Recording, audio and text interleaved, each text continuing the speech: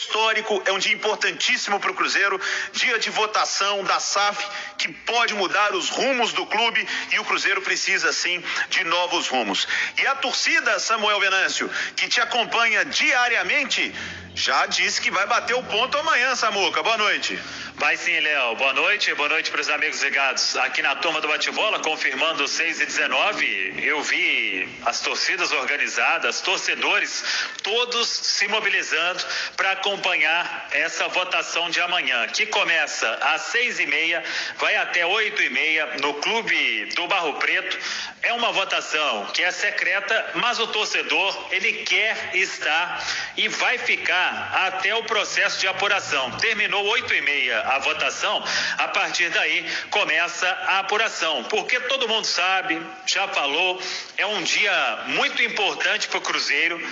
Em pauta, esta alteração no estatuto que pode passar o controle da SAF para o futuro investidor, para o futuro comprador. E ele poderia comprar até 90% das ações da Sociedade Anônima do Futebol, com o Cruzeiro mantendo pelo menos 10%.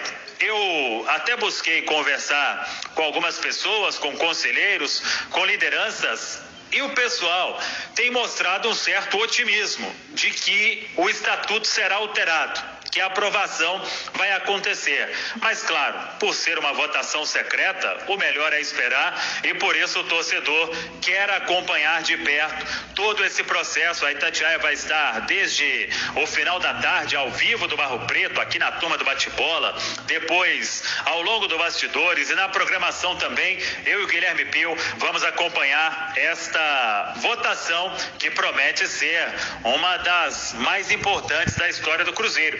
E lembrando que agora, por exemplo, em outras votações, conselheiros beneméritos, natos e efetivos que votam. Nesta não, como é alteração do estatuto, suplentes votam, associados votam. Eu tenho até aqui os números de conselheiros que estão aptos para votar nesta sexta-feira lá no Barro Preto. Conselheiros beneméritos são 16 e tem aquele peso de voto 6 pontos. Os natos 194, 5 pontos cada voto. Conselheiros efetivos 220, 4 pontos cada voto. Conselheiros suplentes 101, com 2 pontos o voto, e os associados em geral com o voto peso 1. Lembrando que para aprovar a alteração, maioria simples dos votos, 50% mais 1.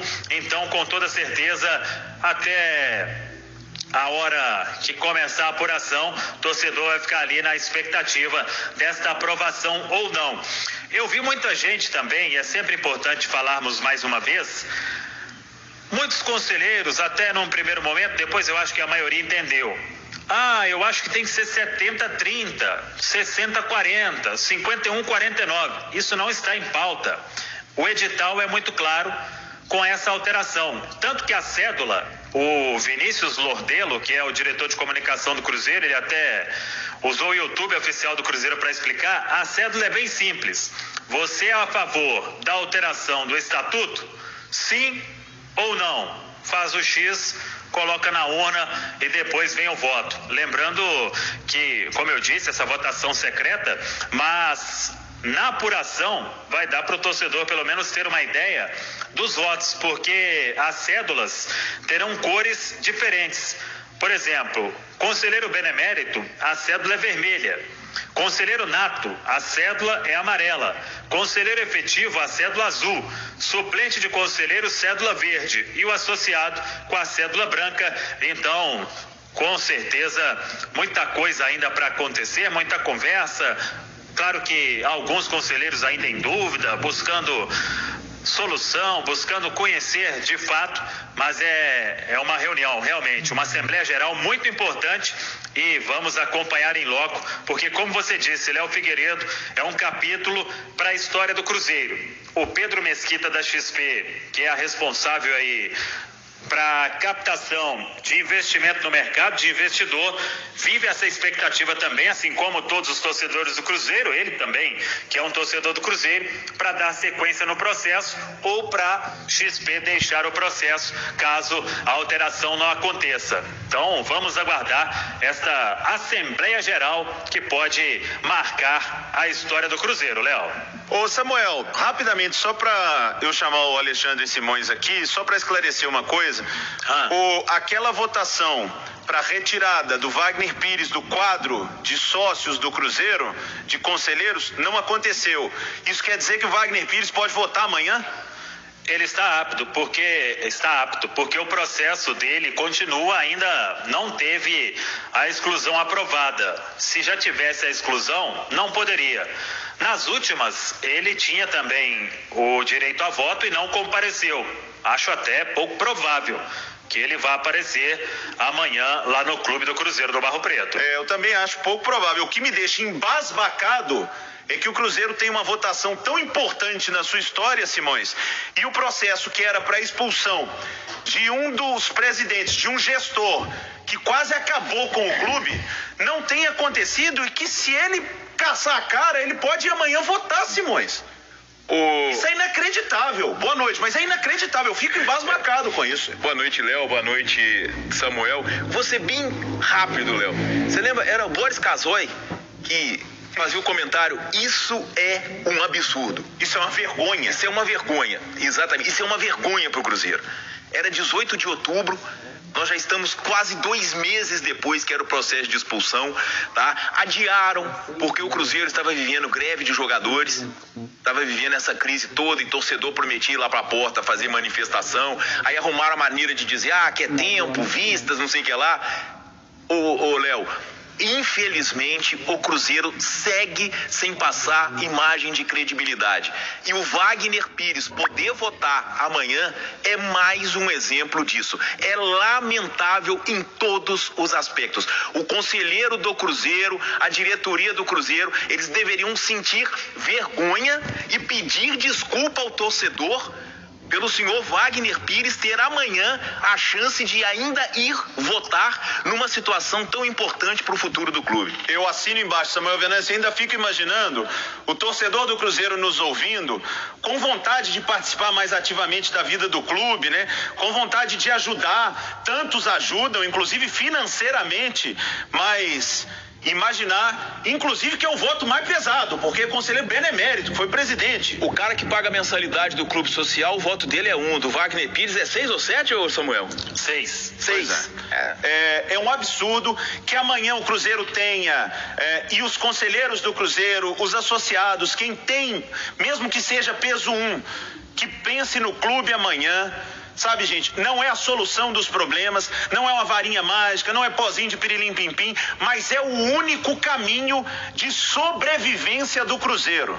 É que o Cruzeiro tenha um bom investidor, que o Cruzeiro seja mais profissional, o Cruzeiro tem mais uma oportunidade, o conselho, os associados, quem participa da votação amanhã, de colocar o Cruzeiro num caminho melhor.